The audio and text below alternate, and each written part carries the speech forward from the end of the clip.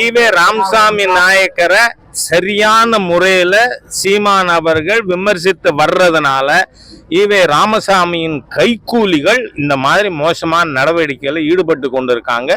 இது வன்மையாக கண்டிக்கத்தக்க நடவடிக்கை.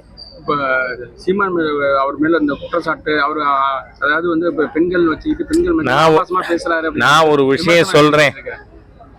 கோர்ட்டில் இருக்கிற கேஸு சட்டப்படி நீதிமன்றம் நடத்தட்டும். ஆனால் எல்லாரோட கவனத்துக்காக சொல்கிறேன், சமீபத்தில் உச்ச நீதிமன்றம் the consensual relationship between two adults is not a criminal ஆக்ட்னு தீர்ப்பு கொடுத்துருக்கு.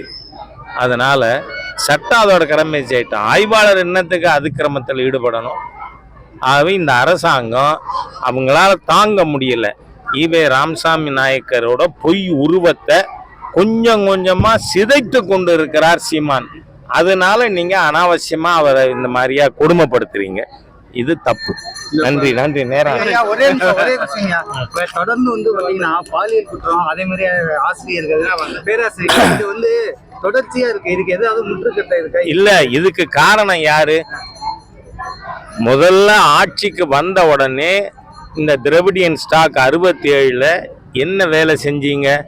எல்லா பள்ளிக்கூடத்திலையும் நீதி போதனை வகுப்பை கேன்சல் பண்ணீங்க. அறம் செய்ய விரும்புங்கிறத எடுத்தீங்க. அன்னியும் பிதாவும் முன்னேறி தெய்வம்ங்கிறத எடுத்தீங்க.